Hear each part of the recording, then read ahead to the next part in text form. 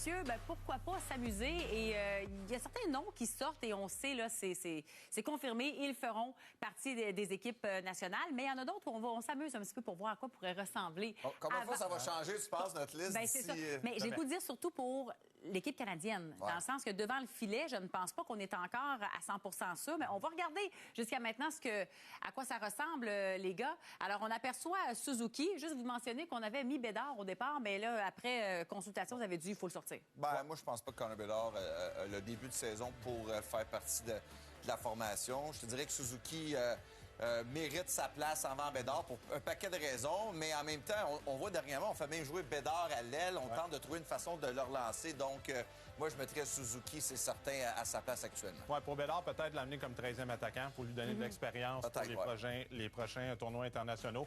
Moi, qui j'aime beaucoup présentement, c'est Mitch Marner. On l'a vu hier, encore un très gros match. Je trouve avec toute la pression qu'il y avait sur le dos, il est capable de jouer dans toutes sortes de situations, que ce soit offensivement, il est capable de tuer des punitions. Mais, tu sais, tous ces gars-là, moi, je trouve ça c'était très intéressant, mais on va voir qui va être disponible rendu au mois de janvier aussi. Oui, parce que là, actuellement, Stone est blessé, Barzal est blessé. Ils vont probablement revenir. Barzal n'a pas une grosse saison. Non plus. Est-ce qu'il manque des joueurs? Est-ce qu'il y en a que vous dites, là, il manque ce joueur-là actuellement? Ben, tu sais, écoute, un gars comme tu mentionnes Marner, t'as des gars qui ont vraiment levé leur jeu d'un cran durant l'absence de Matthew. Je vous dis pas qu'il va être dans l'alignement, mais un gars comme Tavares, qui quand même joue du bon hockey cette année, est-ce que c'est assez pour percer l'alignement?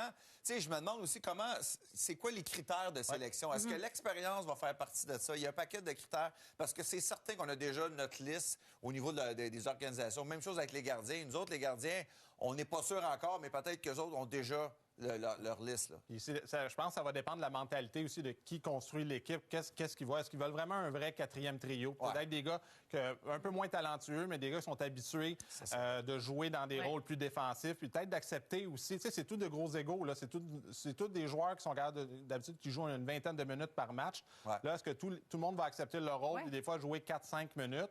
Tu sais, on pourrait avoir des surprises. Ça, c'est un bon point parce que c'est pas un match des étoiles. Non, c'est ça. Parce que, tu sais, c'est pas... Tu peux former ton équipe, puis tu vas peut-être avoir un joueur qui est moins flashy, mais qui va correspondre exactement à ce que tu veux pour avoir un mix, exemple, un défenseur plus offensif. On a déjà Taze McCarr, qui est une paire qu'on utilise au Colorado. Ouais. Fait que ça va, c'est sûr qu'on va tenter de le recréer, mais comme je l'ai dit, c'est un match des étoiles, c'est une chose, ça, c'est complètement différent. Ouais. Donc, on y va vraiment, et c'est un aperçu ce qui va peut-être avoir lieu aussi aux Olympiques par la suite. Est-ce que Montembeault sera là, vous pensez? Parce que là, c'est pas des performances faciles pour lui. Non, mais il fait quand même partie des trois finalistes maintenant, parce qu'il va faire l'équipe. Faut pas penser que le match contre les Golden Knights de Vegas va affecter la situation parce qu'il a été laissé à lui-même. Oui, c'est clair. Sauf que quand les décideurs prennent des décisions, ils ne regardent pas nécessairement complètement le match, mais les statistiques. Il y a toujours un peu de politique, malheureusement. On aimerait ça que ça n'arrive pas, mais il y en a. OK, on va regarder la formation des États-Unis. Maintenant, on va faire le même travail. Alors, vous pouvez voir un petit peu vers où on s'enligne. On voit que Cole Caulfield fait partie. Est-ce que lui, ça, c'est un must? Il doit se retrouver avec la formation? Moi, je suis pas sûr. Moi, je suis pas sûr. À cause que c'est un joueur, c'est un grand marqueur de but, mais je trouve qu'il est unidimensionnel. Et dans un tournoi comme ça, qui peut arriver, tu dois former une équipe tellement rapidement, il peut avoir des blessures. Tu dois être capable d'avoir des joueurs qui sont capables de jouer un petit peu dans tous les rôles. Cole Caulfield, présentement, je trouve que c'est encore un petit peu tôt dans sa carrière. Éventuellement, je suis convaincu qu'il va faire partie d'une équipe américaine. Mais pour moi, cette année, j'ai des doutes. Écoute, tu mentionnais tantôt Connor Bédard qu'on l'amènerait pour l'expérience. Est-ce qu'on peut faire la même chose? Là, c'est sûr que JT Miller, actuellement, est en retrait pour des raisons personnelles. Est-ce qu'il va être revenu d'ici temps-là? Je le souhaite là, pour lui et pour les Canucks.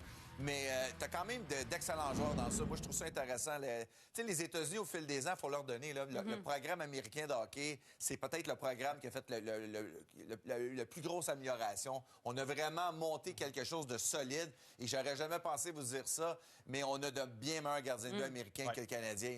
Les temps ont vraiment changé. Ben oui, juste là, on voit Hellebuck et Oettinger. Je veux dire, ça va être un duo assez difficile. Tu as Swayman, tu as Joey Dakar qui pourrait être là aussi. Donc, tu as quand même un plan B, plan C assez intéressant. Tu peux mettre n'importe qui, mais moi, là, je vois, là, Kachuk ensemble. Là. Oh, ça va être bon, ça. Ce serait le fun, ça. Je pense que ça va arriver aussi. Pas le choix. Il mérite d'être là. On va regarder la formation possible pour la Suède maintenant. Messieurs, je vais vous entendre également sur les joueurs possibles parce qu'encore une fois, on annonce la formation le 4 décembre prochain, dans 10 jours. Alors, qu'est-ce qui vous saute aux yeux? Qu'est-ce qui me saute aux yeux? Moi, j'ai hâte de voir devant le filet. On parlait des gardiens de but. On a Markstrom qui est quand même bien relancé cette année avec le New Jersey. Oui. Ullmark, c'est un petit peu plus difficile. Dans les dernières années, ça a été une des forces des Suédois devant le filet. Peut-être un peu moins d'expérience, mais tous ces gars-là sont habitués de jouer ensemble au championnat du monde. Ouais. Ils ont peut-être un avantage côté esprit d'équipe, parce que ces gars-là, on le sait, les Européens, tu le sais, Eric, à chaque année, ils font vraiment un effort pour aller jouer pour leur pays, ce qui est quelque chose peut-être un petit peu moins commun. En Amérique du Nord, des fois, on se trouve des excuses pour pas jouer. Mais moi, tu sais, comme un gars comme Nylander. C'est ça. Pour moi, c'est le leader offensif de cette équipe-là. C'est vraiment William Nylander. Tu parles à Toronto depuis, pas juste depuis que Matthews est parti. Là, je te dirais, dans les dernières années, là, on a tellement critiqué les joueurs vedettes de Toronto en série qu'on se présente pas. Mais s'il y a un joueur que tu peux jamais critiquer, même en série, c'est bien William Nylander. Et cette année, je trouve qu'il atteint encore un autre niveau. Donc, oui, la Suède. Puis, tu sais, j'ai regardé des noms. Tantôt, quand je mentionnais, c'est pas un match d'étoiles. C'est un gars comme Ekholm. Mais un gars comme Ekholm, c'est pas le défenseur, c'est pas le premier nom qui te vient en tête quand tu parles de défenseur étoile à travers la Ligue. Mais demander aux équipes si on va avoir un gars comme Ekholm, parce que tu peux le faire jouer avec un joueur un peu plus à risque, comme on le fait avec les Oilers d'Edmonton. On va jouer avec un exemple, un Evan Bouchard. On pourrait le faire jouer avec, je sais pas, un Eric Carlson ou compagnie, un gars comme ça. Même un gars, tu as toujours Victor Edmond qu'on va voir ce soir. Le gars est capable de jouer facilement de 25-30 minutes. Puis il y a quand même des joueurs intéressants dont on parle qui ont quand même de l'expérience, qui ont gagné des Coupes Stanley. Faut jamais les prendre à la légère, les Suédois. Non, c'est ça. Est-ce qui pourrait surprendre? Parce que là, tu sais, contrairement au match des étoiles, là, on sent que les joueurs ont hâte de faire partie de ce tournoi-là. On met la table pour les Olympiques. Ouais. T'sais, on va se donner, là. Oui, puis ces gars-là veulent faire une bonne impression. Tu mentionnes les Olympiques. C'est sûr que ça va avoir un impact dans la sélection éventuellement pour les Olympiques. Parce que c'est un tournoi tellement rapide. C'est un peu comme les championnats du monde junior. Tu as besoin que ton équipe vienne ensemble extrêmement rapidement et de créer une chimie. Puis si tu as un gardien de but là, qui passe une lancée, là, peu importe. On l'a vu là, pour les plus vieux, là, Dominique Hasek, là, en 1998 aux Olympiques. Il n'y avait pas de club avec la République tchèque, mais c'est eux qui ont gagné parce qu'ils goalaient en bon québécois, ça la tête. C'est ça. Hein? On va prendre la dernière formation, messieurs, la formation de la Finlande. Et là aussi, je veux vous entendre sur les joueurs que vous apercevez qui sont, encore une fois, potentiellement de la formation. Bien, tu sais, c'est sûr, ça commence avec Barkov. Tu sais, c'est vraiment lui, leur leader au centre. Par contre, tu sais, je regarde, pour ce qui est du reste, je te dirais qu'offensivement, je trouve qu'il y a moins une force de frappe peut-être que les autres formations. Rantanen est là, par contre. Bon, Rantanen est là. Ouais. Bon, on a Lekkonen, Eskanen. Bon, c'est sûr que défensivement, on a quand même quelques bons défenseurs. Au niveau des gardiens, avec Saros, c'est sûr que ça reste un excellent gardien de but. Pekka Luukkonen à Buffalo. Mais moi, je te dirais, dans les équipes qu'on vient de voir, c'est peut-être celle-là qui est la plus faible. Oui, moi, je suis d'accord. Ça va être à eux de prouver. Mais peut-être en étant un peu le rôle du mal-aimé, des fois, pour une équipe, ça peut être extrêmement fort. On a quand même des joueurs de qualité. Sebastian Aho est excellent. Des gars comme Lekkonen, des fois, c'est ce genre de joueurs-là qui peuvent avoir un impact. On le voit comment c'est important quand ils ont des rôles, quand leur équipe ont gagné des Coupes Stanley. Dans un tournoi comme ça peut faire aussi la différence. J'ai hâte de voir ça, moi. Ouais. Ça va. Tu as raison. Des fois, tu as une surprise comme ça, tu t'attends pas. Tu parles de chimie, puis tu as peut-être des gars qui sont habitués de jouer ensemble, ça clique, tu sais.